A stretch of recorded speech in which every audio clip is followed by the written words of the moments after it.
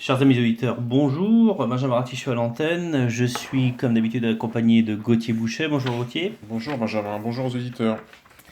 Nous abordons aujourd'hui le deuxième volet de notre série qui est consacrée aux doctrines politiques. Nous avions euh, consacré la première émission à la doctrine de Jules Guesde, au guédisme.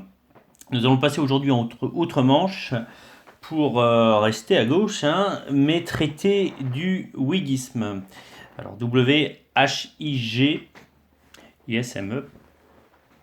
Donc est une doctrine politique à part entière qui a façonné la vie politique anglaise, on peut même dire britannique, puisque nous sommes dans une époque où l'Écosse est rattachée à l'Angleterre, et donc les décisions qui sont prises à Londres s'étendent à l'ensemble de la Grande-Bretagne et de l'Irlande, puisque l'Irlande fait partie de l'espace britannique.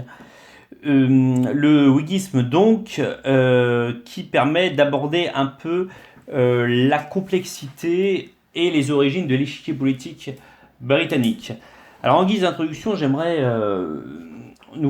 qu'on réfléchisse un peu sur la différence qu'il y a entre la perception que nous pouvons avoir en France de la droite et la gauche et celle qui est en Angleterre. Puisqu'en Angleterre, en fait, au cours des XVIIe et XVIIIe siècles, le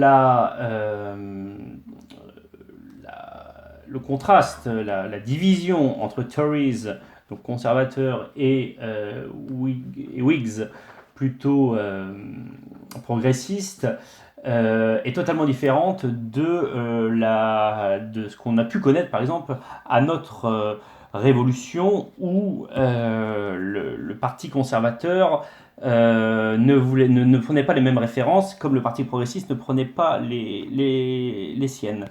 Alors en France, on a coutume de dire que le clivage remonte en gros à 1789. La distinction entre la droite et la gauche proviendrait apparemment de la disposition des sièges lors de la première assemblée législative qui s'est réunie à partir, alors j'ai dit 1789, c'est l'erreur, à partir de 1791, la première constitution de la monarchie constitutionnelle, donc, dont les premières séances se tenaient dans la salle des manèges, où il y avait du côté gauche du président plutôt les partisans de la monarchie avec la part d'absolutistes la plus enlevée, si vous voulez, la moins importante, et puis ceux qui étaient à droite du président qui étaient les plus fervents défenseurs de l'absolutiste royal. Donc voilà. Donc ça, c'est notre point de référence en tant que Français dans l'histoire politique française, puisque de cette division droite-gauche vont découler toutes les grandes idéologies politiques qui vont constituer notre 19e et notre 20e siècle, quoique ça soit un peu basculé maintenant depuis les dernières élections, qu'elles soient locales ou nationales. En Angleterre, c'est pas ça du tout. En Angleterre, nous arrivons donc au XVIIe siècle pour trouver une rupture dans ce qui était en fait la tradition politique anglaise, qui était une tradition aristocratique, dans un système politique où le roi avait quand même un pouvoir qui était assez incontestable malgré les épisodes du XIIIe siècle, notamment la Grande Charte, qui avait en son temps limité les prérogatives de Jean sans Terre. Eh bien, au XVIIe siècle, on reparle de l'envergure du pouvoir royal, ou plutôt on en parlera en conséquence de cette Exclusion Bill, dont Gauthier va nous dire de quoi elle retourne, qui est vraiment le ciment de la division donc de la création entre la frange gauche de la Chambre des communes, les Whigs, et la frange droite, les Tories. Oui, effectivement. Alors, l'Exclusion Bill, cela désigne la volonté d'exclure le duc d'York, celui qui sera le futur Jacques II à partir de 1685, du trône. Jacques II, c'est le frère cadet de Charles II. Euh, il règne donc à partir de 1685, mais en raison de l'affirmation un petit peu prosélyte qu'il fait de son catholicisme, eh bien, il est écarté au bout de 3 ans de règne. Jacques II, c'est le fils de Charles II, lequel lui-même était catholique, mais qui n'avait pas fait comme cela euh, de son catholicisme une profession de foi, qui était resté discret sur sa foi. Eh bien, Jacques II, en étant moins discret que son père, ouvre finalement, malgré lui sans doute, une crise politique qui aboutit à un changement de dynastie. C'est-à-dire que la dynastie Stuart, qui régnait depuis quelques décennies, est renversée à la faveur, il faut le dire, hein, de l'invasion, une invasion étrangère, hein, puisque est appelé au trône le gendre de Jacques II, c'est-à-dire l'époux de sa fille. C'est naturellement celui qui deviendra Guillaume III d'Orange-Nassau, donc qui est appelé au pouvoir, qui arrive au pouvoir soutenu par eh bien, des militaires néerlandais, 15 000 d'entre eux environ, et par ailleurs soutenu par ces Whigs dont nous parlons aujourd'hui dans cette émission consacrée au Whiggisme. Nous définirons bien sûr les aspects idéologiques de ce qu'est le mouvement Whig, et puis nous définirons aussi quelques aspects d'histoire événementielle, où se mêlent, vous le verrez, histoire militaire, histoire politique, peut-être un petit peu ultérieurement histoire électorale. Bon, il faut dire que tout cet univers est très sensiblement différent de ce que nous connaissons en France, hein. Euh, Songez par exemple qu'il y a des élections générales déjà à cette époque-là, ce que nous ne connaissons pas en France naturellement avant la Révolution française. Alors ce sont des élections générales au suffrage censitaire, hein. Ça veut dire que très peu de gens votent, et en gros ce sont les élites socio-économiques de l'Angleterre qui votent. Mais nous avons déjà des élections au XVIIe siècle, au XVIe siècle, auxquelles participent donc, à partir des années 1670 en gros, ce nouveau mouvement politique, le Country Party, que l'on commence à appeler le Parti Whig, qui apparaît, pas vraiment de date précise, mais il y a quand même quelques éléments. Il apparaît notamment à partir de 1678, parce que cette année-là, en 1678, il y a les révélations d'un ancien clergyman,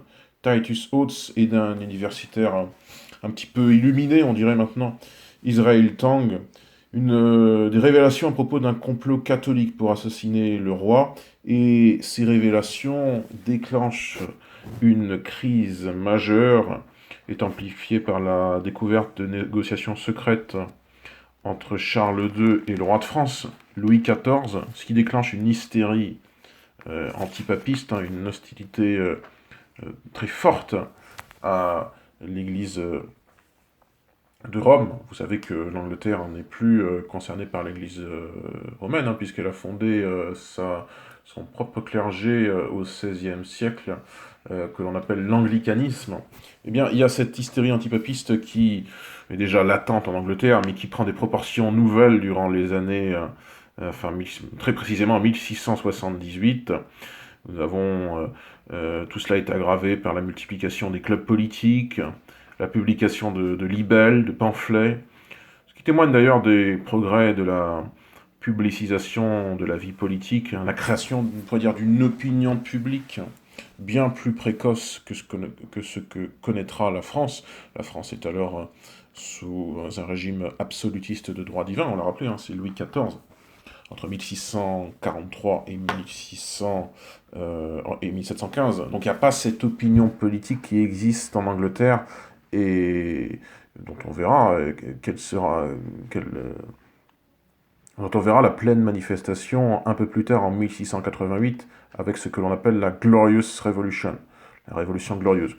Pourquoi Révolution glorieuse? C'est pas en quelque sorte parce qu'il y a eu une première révolution dans les années 1640 avec Cromwell, un épisode un petit peu particulier de l'histoire anglaise. Donc, on peut dire que dans l'historiographie anglaise, c'est une révolution non glorieuse et que par contre-coup, en creux, la seconde révolution, 100 ans avant la française, et la Glorious Revolution. Et donc ce Country Party, que l'on commence à appeler le Parti Whig, s'empare de cette affaire soulevée par Oates et Tang, cette affaire de complot catholique, et les Whigs arrivent ainsi à faire voter en novembre 1678 un Test Act qui renforce les dispositions contre les catholiques et qui aboutit à une procédure d'impeachment contre l'homme fort du roi, Lord Trésorier, le comte de Danby. Pour éviter cela, Charles II finit par dissoudre le Parlement. Voilà en quelque sorte l'acte de naissance des Whigs, dont on verra qu'ils portent une certaine conception de l'exécutif, un certain rapport vis-à-vis de l'absolutisme. Ils portent naturellement, Benjamin, une vision géostratégique aussi, ces Whigs, qui s'inscrit dans ce conflit éternel, je ne sais pas, mais en tout cas pluriséculaire contre l'autre grande, nation européenne, non, contre l'autre grand État d'Europe, l'autre grand royaume qui est le royaume de France, naturellement, puisque nous sommes dans une période où les deux puissances navales, on peut dire, enfin les deux puissances maritimes exactement, françaises et anglaises, s'affrontent en gros pour déterminer quelle est la première puissance mondiale, tout simplement. Les Whigs s'inscrivent dans cette confrontation géostratégique. Alors qu'est-ce qu'ils pensent les Whigs en gros on va dire sur le plan des idées, et puis peut-être sur un plan plus géopolitique, Benjamin. Alors géopolitiquement, je rappelle ce que j'ai dit il y a 5 minutes, c'est que le Royaume-Uni est constitué comme nous le connaissons aujourd'hui, à la seule différence que l'Irlande est une dépendance et n'a aucune sorte d'autonomie. C'est une dépendance et la majeure partie des territoires irlandais appartiennent à la haute noblesse anglaise. Donc face à cette Angleterre, qui a à la fin du XVIIe siècle toutes ces nations constitutives, comme on les appelle aujourd'hui, on a un royaume de France qui, tout au long de la deuxième partie du XVIIe siècle, s'est agrandi. Nous avons fait une émission sur le rattachement de l'Alsace à la France. On est dans cette perspective-là. Louis XIV agglomère, annexe des territoires à la couronne. Donc c'est l'Alsace, bien entendu, c'est Strasbourg qui était une ville libre d'empire, donc qui ne faisait pas partie de l'Alsace lors de la négociation du traité de Münster en 1648. C'est pendant un temps la Flandre, c'est le Roussillon. Donc la France est en pleine conquête de ce qu'on appelait au XVIIe siècle le pré-carré français, mais de ses frontières actuelles. Voilà, Louis XIV, qu'on approuve ou désapprouve le faste du monarque, a participé à l'agrandissement manifeste et à la constitution de nos frontières actuelles. Alors la France, elle, a une difficulté, c'est qu'elle est toujours en XVIIe siècle enserrée entre les Habsbourg, qui ont perdu de leur superbe. Faut quand même le souligner. D'abord puisque ce sont deux princes différents qui règnent à Vienne et à Madrid. Deux branches Habsbourg contrôlent les deux territoires qui enserrent la France, donc il n'y a pas de volonté coordonnée d'enserrement. Et au nord de la France, au nord-est, sont toujours constitués ce qu'on appelait les Pays-Bas espagnols, dépendance de la Maison d'Autriche, qui eux aussi sont en phase de déclin dans le processus qui se produit à Vienne. Et il y a une troisième puissance, c'est les Pays-Bas, les Provinces-Unies, l'équivalent des Pays-Bas actuels, qui eux ont fait sécession des Pays-Bas espagnols sous la férule de Guillaume le Taciturne, Guillaume Ier le Taciturne, premier Statthalter des Provinces-Unies, dont nous parlerons, puisque un de ses descendants aura une heureuse fortune au Royaume-Uni. Donc nous avons trois puissances qui se disputent les étendues maritimes connexes, c'est-à-dire la Manche et la mer du Nord, mais également l'essentiel des colonies à la fois aux Antilles euh, et en Afrique. Et donc, ce sont véritablement trois puissances maritimes extra-européennes qui s'affrontent. Et l'équilibre a été trouvé au milieu du XVIIe siècle, puisque la France trouvait en Charles II, roi d'Angleterre, un allié, enfin quelqu'un qui ne voulait pas rentrer dans l'antique combat entre la France et l'Angleterre. Et donc il y avait cette sécurité qui faisait dire à Louis XIV que l'Angleterre ne représentait pas l'ennemi premier. En revanche, les Pays-Bas, du fait de leur profession calviniste renforcée après 1685 par le, la révocation de l'édit de Nantes, qui avait déjà été assez peinée par les comportements qu'avait pu avoir la monarchie française lors du siège de La Rochelle sous Louis XIII ou lors des dragonnades dans le midi de la France, eh bien, constitue une puissance en contestatrice de l'hégémonie française sur le continent. Alors je reviens un peu à nos histoires, donc ça c'était pour vous situer un peu le cadre géopolitique, je reviens à notre histoire de whiggisme. L'Exclusion Bill n'a pas été votée. La frange conservatrice, les Tories, ont fait en sorte de conserver les droits de Jacques d'York à la succession de Charles II. C'est d'ailleurs ce qui arrive. En 1685, Charles II rend l'âme et c'est Jacques II qui lui succède. Le petit problème, c'est que Jacques II, qui fait donc œuvre de prosélytisme et qui ne cache pas ses préférences pour l'Église romaine, déplaît à la haute aristocratie britannique et surtout est le père, au mois de juin, le 10 juin précisément 1688, d'un fils, lui-même prénommé Jacques. Alors là, rien ne va plus pour la Chambre des communes, puisque là, on se met dans la perspective que après le roi Jacques II, il y aurait un Jacques III, roi catholique, dont on pourrait penser qu'il serait dans la main des Français, puisqu'il y avait toutes ces rumeurs de complot, etc. Donc c'est là que Tories, même les Tories, la France conservatrice et les Whigs se liguent pour appeler, via l'évêque de Londres, Guillaume le Statthalter, le Guillaume III, qui est le petit-fils de Guillaume le Taciturne, et qui est lui-même époux de la fille de Jacques II, donc le gendre de Jacques II, Marie, donc, qui a dû se convertir au calvinisme. Donc Guillaume III envahit, débarque au sud de l'Angleterre, au sud-est de l'Angleterre, et renverse Jacques II. Et donc, c'est la fameuse Révolution glorieuse, the Glorious Revolution. Et cette révolution qui pour les Whigs, constitue un retour à la normalité. C'est-à-dire, on a voulu piétiner les prérogatives du Parlement, on a voulu piétiner la religion protestante, ou du moins la religion anglicane. Eh bien, avec Guillaume III, on revient à la normale. Et pour que la normalité ne soit plus jamais piétinée, eh bien, on flanque les deux nouveaux souverains, donc Guillaume III et Marie, fille de Jacques II, d'abord de la Déclaration des droits, qui garantit les droits du Parlement et les libertés publiques au Royaume-Uni, et plus important encore, l'acte d'établissement qui est voté un an avant la mort de Guillaume II, l'acte d'établissement qui interdit le legs de la couronne d'Angleterre à un parent non protestant.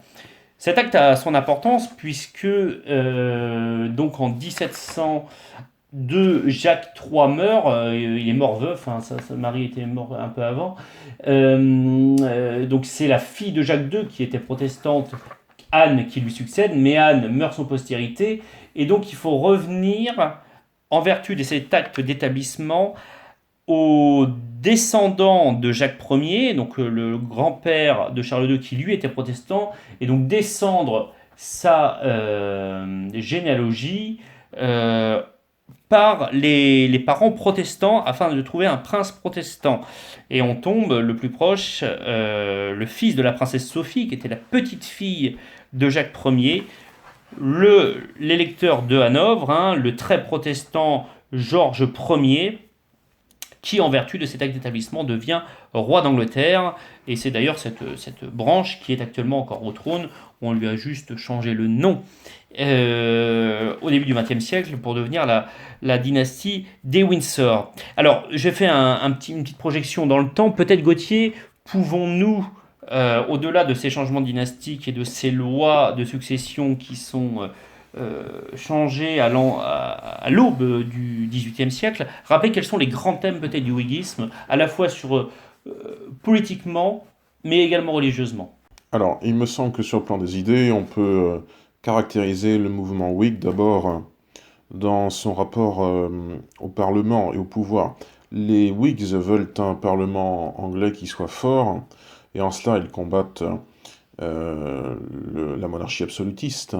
En tout cas, ils combattent toute inclination absolutiste de la monarchie, comme l'est, eh bien, à la même époque, la France de Louis XIV. Et en cela, ils s'opposent aux Tories, qui eux sont soucieux que le roi soit un monarque absolu. Il n'a pas que ça naturellement, puisqu'il a aussi des oppositions culturelles et religieuses qui remontent à ce principe que tu as évoqué, Benjamin, d'Exclusion Bill. L'Exclusion Bill étant un projet de loi qui n'a jamais été formellement adopté, mais qui, étant débattu, donc on l'a rappelé entre 1878 et 1680, avait effectivement pour objet d'exclure de la succession au trône d'Angleterre eh bien, le frère de Charles II, futur Jacques de Stuart, hein, Jacques d'York, en raison, nous l'avons dit, de peut-être pas tant de sa foi catholique, mais de l'affirmation excessive de cette foi. Eh bien, les partisans de l'exclusion, que l'on appelait à l'époque des petitioners, hein, les pétitionnaires, on pourrait dire, soutiennent l'Exclusion Bill. Ce sont des protestants anti-absolutistes, donc partisans d'un parlement puissant. Ce sont eux qui deviennent les Whigs. On a également pu les appeler tout à l'heure les country, hein, le country party. En face, nous avons donc des légitimistes, pas au sens, au sens de la légitimité, hein, pas du tout au sens qu'ils connaîtront dans la politique française au XIXe siècle vis-à-vis de eh bien, la question d'une possible restauration monarchique. Hein. Ces légitimistes que l'on peut appeler des abhorrers, parce qu'ils abhorrent, c'est-à-dire qu'ils détestent cette loi, hein, l'Exclusion Bill, ou bien les cavaliers, les cavaliers qui, eux, deviennent progressivement dans les années à venir les Tories. Les Tories qui sont eux-mêmes les ancêtres directs des conservatives, hein, des conservateurs britanniques, c'est-à-dire la droite britannique, hein, pour résumer. Eh bien, ces Whigs, ce faisant, seront parmi les principaux artisans, nous l'avons dit, de la Glorious Revolution, par laquelle le Parlement britannique offre donc la couronne non seulement à Guillaume III d'Orange-Nassau, qui est un prince étranger, nous l'avons dit, mais finalement aux protestants, hein, et à son épouse Marie II. Jacques II, donc le roi déposé, hein, roi de 1685 à 1688, partant de son côté pour la France, hein, où il est protégé par Louis XIV.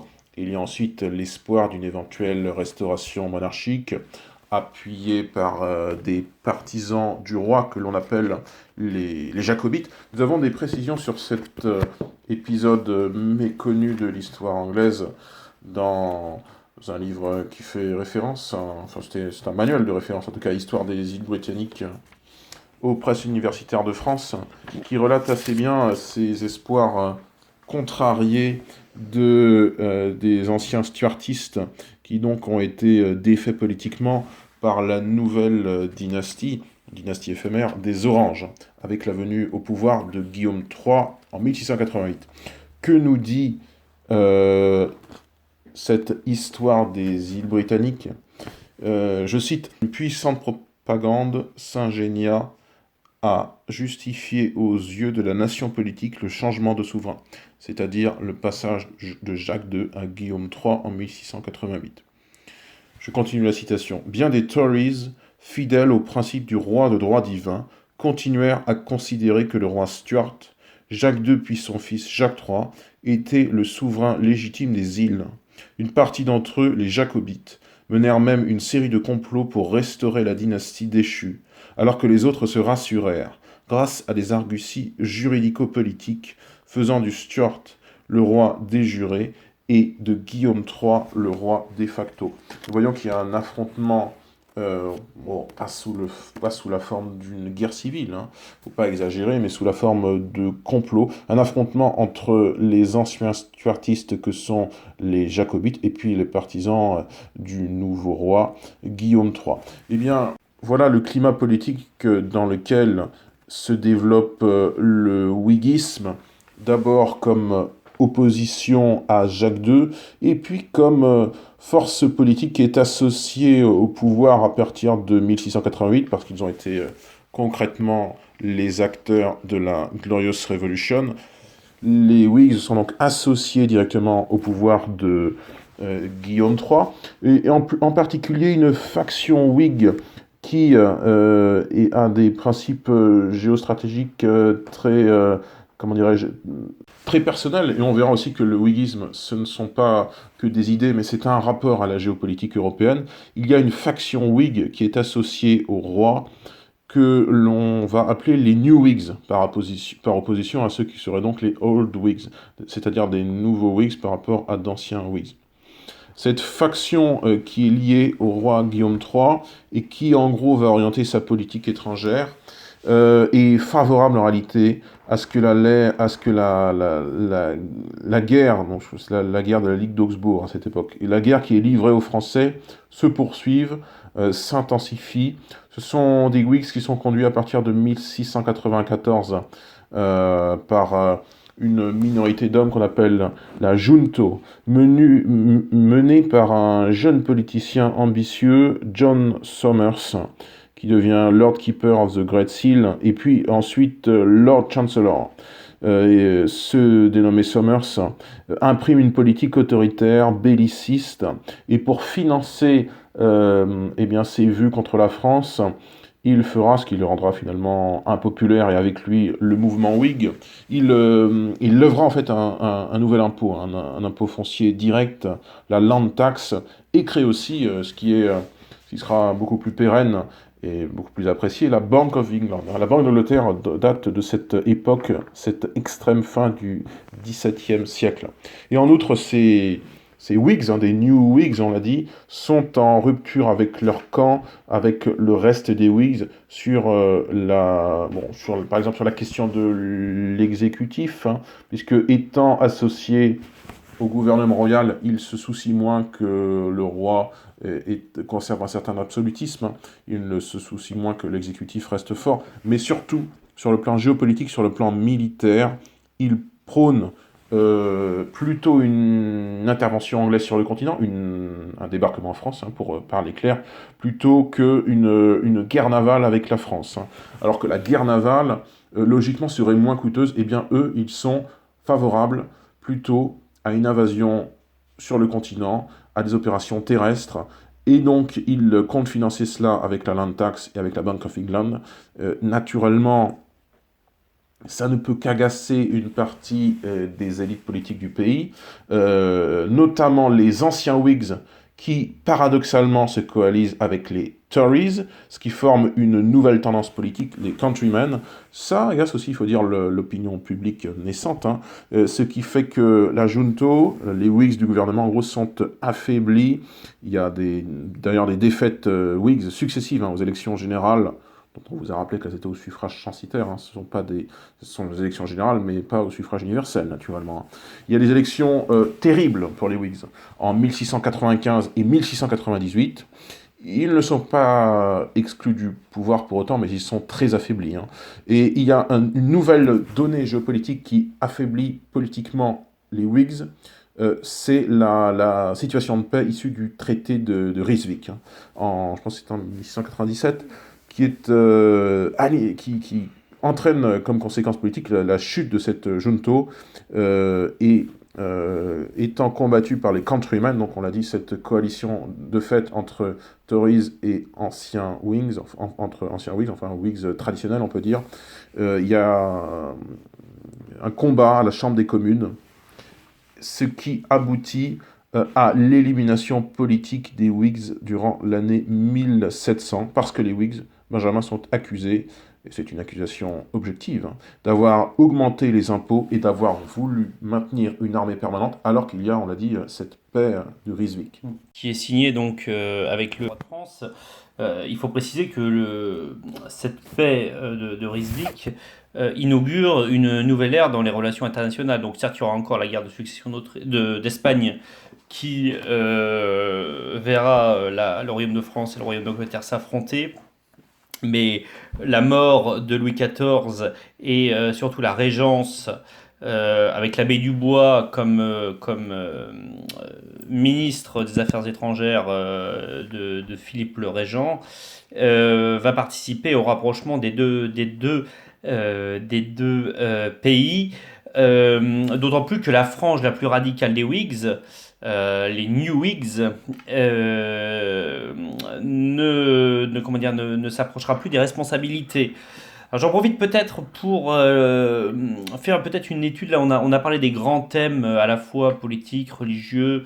On n'a peut-être pas parlé également de la sociologie des Whigs, hein, qui sont majoritairement des grands propriétaires. Hein, c'est plutôt des grands propriétaires assez tournés vers le commerce. Alors que les Tories sont plutôt sociologiquement des petits propriétaires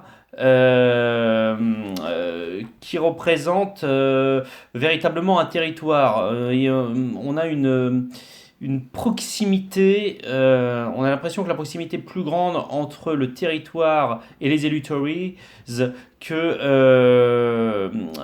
ce n'est le cas avec les Whigs.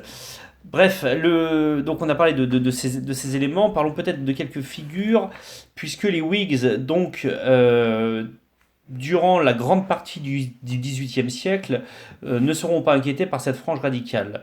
On a d'abord donc la défaite des Whigs à la charnière entre les XVIIe et XVIIIe siècles inaugure du coup des ministères Tories, hein, qui vont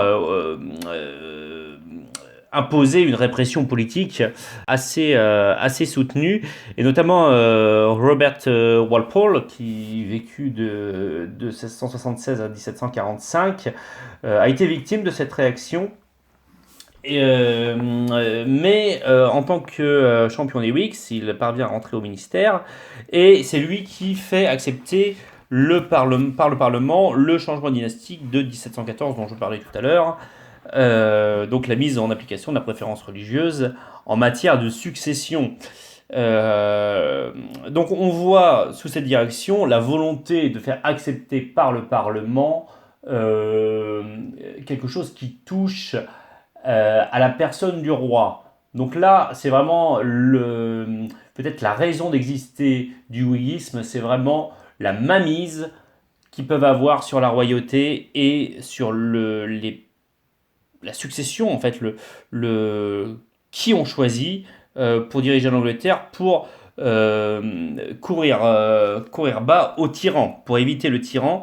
Et les Whigs ne se sont pas empêchés de figurer Jacques II comme étant un tyran, comme étant, comme on le disait tout à l'heure, un roi dans la main des Français. Le fait qu'il se soit réfugié à Saint-Germain-en-Laye n'a pas amélioré sa réputation d'agent secret, enfin d'agent au service de la France, etc.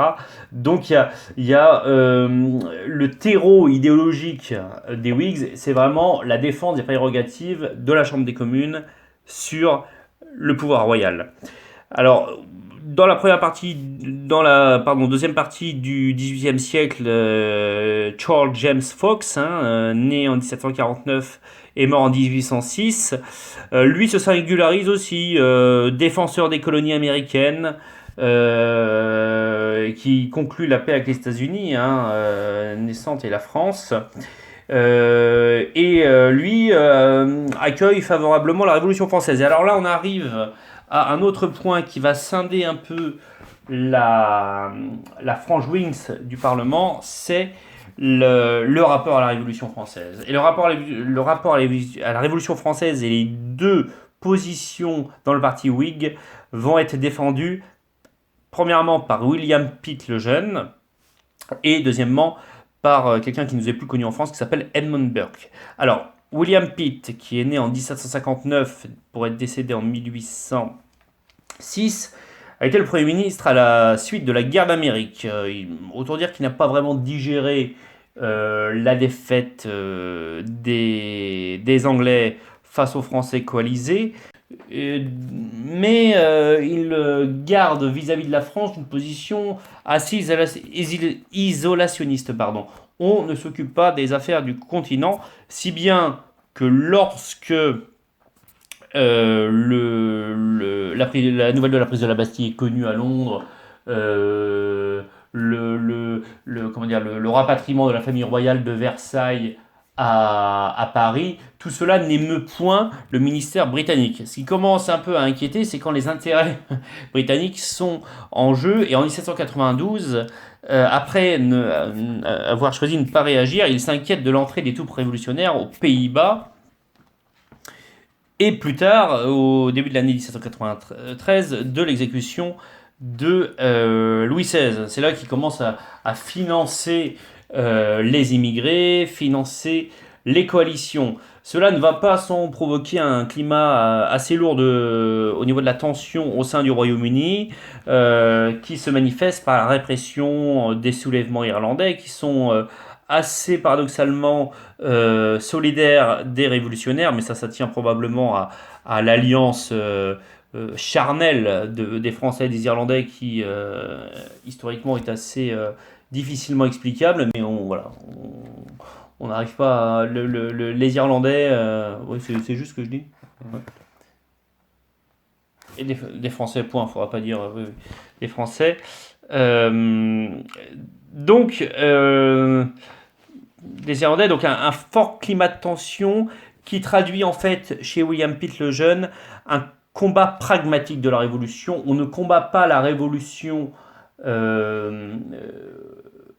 idéologiquement, philosophiquement, mais on la combat parce qu'elle menace l'espace anglais et les intérêts nationaux britanniques. Alors ça, c'est une position qui est bien sûr défendue dans le parti Whig, mais ce n'est pas la seule, puisque Edmund Burke, qui lui est né un peu plus tôt, 30 ans plus tôt, en 1729, et qui décédera en 1797. Donc voilà une position défendue par William Pitt au sein du parti Whig. Une autre position sera défendue par Edmund Burke. Alors Edmund Burke, il est né 30 ans avant William Pitt, il est né en 1729 pour mourir en 1797.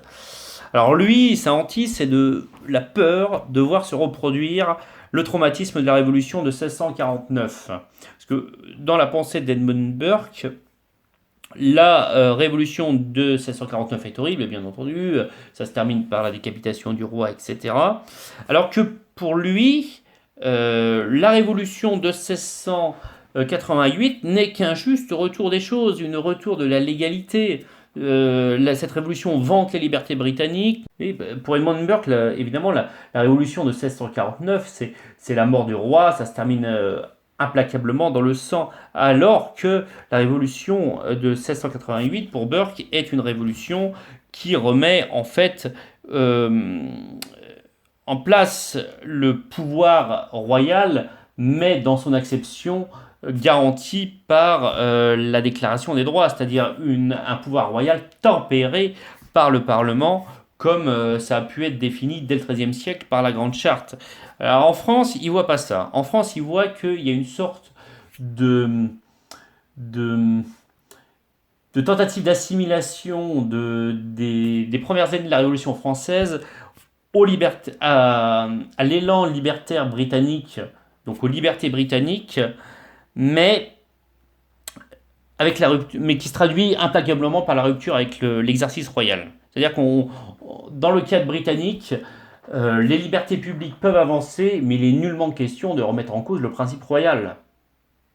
Alors que c'est comme ça qu'a été motivée la révolution de 1788 pour Burke. Alors que la révolution de 1789, pour lui, elle est motivée par une rupture fondamentale avec la tradition politique française, ce qui est totalement différent par rapport au cas de la Glorieuse Révolution. Et donc c'est cela qui il met le doigt là-dessus, et donc lui, il a une vision idéologique des choses et propose un combat idéologique vis-à-vis de la Révolution.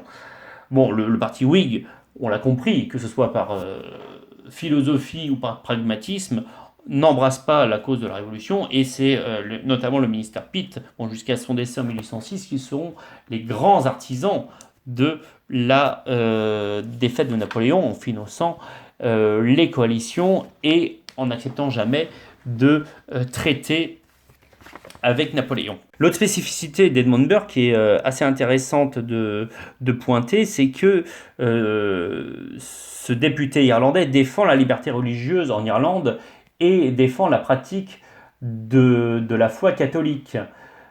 Et cette défense de la foi catholique n'est pas un objet de classement, une raison de classement dans un des deux camps ou l'autre. En Grande-Bretagne, l'exemple qui illustre le mieux, c'est par exemple Wellington, le duc de Wellington, le vainqueur de Bonaparte à Waterloo, qui se reconvertit dans la politique et devient Premier ministre sous l'étiquette Tories.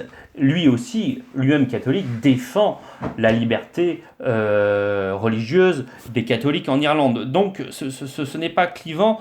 On a quand même l'impression que dans le parti Tory, après la défaite des Jacobites, il y a une espèce d'abdication vis-à-vis des velléités absolutistes. Hein. Les Tories se modèrent, et alors que le whiggisme, Gauthier, peut-être emprunte des voies qui le rapprochent peut-être d'un radicalisme naissant. Oui, effectivement. On avait dit avec Benjamin avant de commencer l'émission, quand on avait essayé de faire des comparaisons qui valent ce qu'elles valent entre politique britannique et politique française, quand on avait essayé de voir à quoi pouvaient correspondre les Whigs dans la politique française, on s'était dit que c'était pas tant peut-être une force de gauche contre des Tories qui seraient de droite, mais ce sera en quelque sorte des... Alors pas non plus tout à fait des sortes de girondins contre des absolutistes. On aurait pu les qualifier de girondins à l'anglaise parce que ils sont contre un exécutif fort. On pourrait dire, si on les compare avec la politique française de cette époque, la comparaison la moins idiote, on peut dire, parce que c'est évidemment incomparable. On pourrait dire que les Whigs sont l'équivalent, enfin sont assez proches des monarchiens par rapport aux Tories qui seraient eh bien des absolutistes en quelque sorte. C'est-à-dire que les Whigs, on vous l'a dit, sont favorables à un pouvoir royal rationalisé par le parlementarisme. Les Tories sont favorables à un pouvoir royal beaucoup plus autoritaire, beaucoup plus ferme. Voilà la comparaison qui pourrait avoir le plus de sens. En tout cas, les Whigs, qui ont donc eu leurs heures de gloire et puis des moments où ils étaient un petit peu moins forts politiquement, voire éliminés du jeu politique, on l'a vu en 1700, en gros, sont revenus sont revenus aux côtés du pouvoir en 1714 dans les bagages des Hanovre. Ils ont régné donc sans partage, enfin ils ont gouverné sans partage pendant des décennies, alliés, l'a dit Benjamin, plutôt à la bourgeoisie commerçante. Hein, c'était un peu ça leur substrat électoral, parce que ces gens étaient élus pour être aux côtés du roi. Ils étaient élus, encore une fois, pas au suffrage universel. Hein. En tout cas, pas avant la réforme parlementaire de 1832, réforme dont ils sont d'ailleurs les initiateurs. Hein. Les Whigs ont permis ainsi que le suffrage passe ne soit plus censitaire dans ce qui est devenu le Royaume-Uni. Ils changent de nom symboliquement, puisqu'ils deviennent au cours du 19e siècle le Liberal Party, le Parti libéral, sur le modèle des libéraux français et espagnols, qui sont en quelque sorte en tout cas pour le cas des Français, des pré-républicains, on pourrait dire, avant la Deuxième République, oui, on pourrait dire ça. Mais ils sont victimes, les Whigs, du système électoral finalement. Enfin, ils sont pas victimes que de ça, hein. Il y a aussi leur propre faiblesse idéologique, mais c'est le système électoral qui leur donne le coup final, puisque au Royaume-Uni, compte tenu du système électoral majoritaire et à un seul tour, cela ne peut faire que le jeu d'un bipartisme. Un bipartisme d'où sont progressivement exclus les Whigs, alors que les Tories, eux, tirent encore leur épingle du jeu. En gros, ils vont représenter la droite britannique.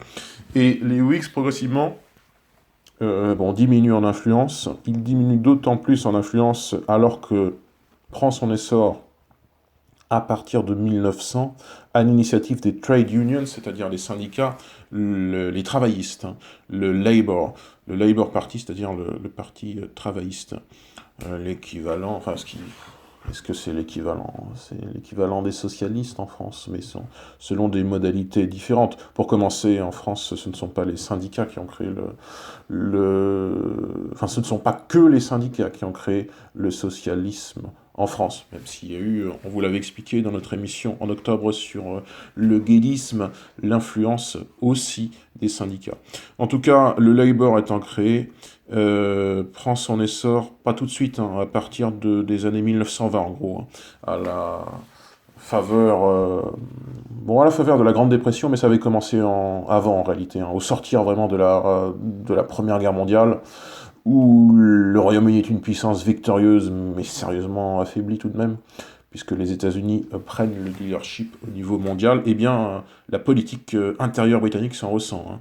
Et eh bien, une force politique développée se constitue à gauche, le Labour Party naturellement, qui donc fait face aux Tories et qui eh bien, donne le coup fatal aux Whigs, qui n'existent plus dans le jeu politique. Je ne sais même pas s'il existe encore, quels sont exactement leurs successeurs dans la vie politique actuelle, mais c'est véritablement l'acte d'essai du whiggisme. On pourrait croire que le Ouais. parti libéral-démocrate qui avait... Ah oui, Nick Clegg. Nick Clegg qui avait, je crois que c'était aux élections générales de 2010, qui avait fait Ouais. une percée 12%, les Oui. Lib Dems, les libéraux au démocrates. point de faire coalition avec la majorité. Du coup, non, pas la majorité, la majorité toute relative de David Cameron. On pourrait penser que justement ce centrisme correspond peut-être à l'héritage whiggisme, quoique ce centrisme, les Lib Dem, semble être plutôt une subdivision du parti, enfin des éléments les plus libéraux du parti conservateur, plutôt que des partis les plus droitistes des Labour. Donc, il est difficile à cerner, ce parti. Il est d'autant plus difficile à cerner que ces questions qui ont fait vivre le parti Wings de la fin du XVIIe siècle jusqu'au début du XIXe ne se posent plus. Enfin, il n'est plus question en Angleterre des prérogatives de la couronne. Il n'est plus question de tolérance ou d'intolérance religieuse. Il est encore moins question de défendre un espace maritime contre les appétits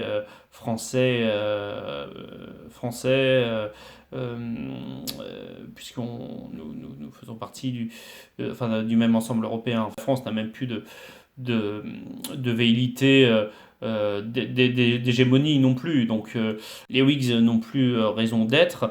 En revanche, les Tories, eux, ont su muter un peu leur motivation pour rester un parti dont les revendications ont encore pris sur la réalité.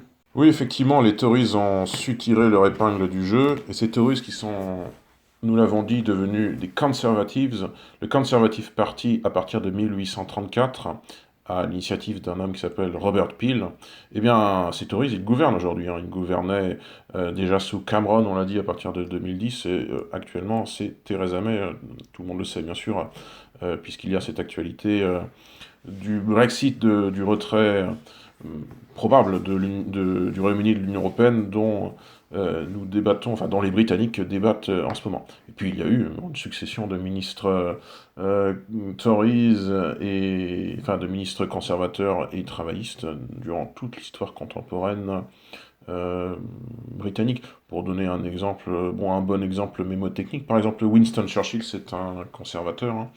Et puis son successeur, Clement Attlee, successeur éphémère, entre 1945 et 1951, c'est un Labour. Pauvre Churchill d'ailleurs, qui avait sorti le Royaume-Uni victorieux, eh bien, n'en a pas été récompensé visiblement par le peuple britannique aux élections de 1945. Chers amis, merci pour votre écoute concernant cette émission sur le whiggisme, dont on a essayé de déterminer les présupposés idéologiques, une certaine vision géostratégique aussi par rapport à la France, puisque l'enjeu de la domination des mers était prégnant à l'époque et que ça se jouait, nous l'avons dit, entre le Royaume-Uni et la France, les deux principales puissances mondiales. On espère que cette émission vous a plu et puis on vous dit à dans quelques semaines, donc Benjamin et moi-même, sur Fréquence Histoire. Au revoir Gauthier. À bientôt Benjamin.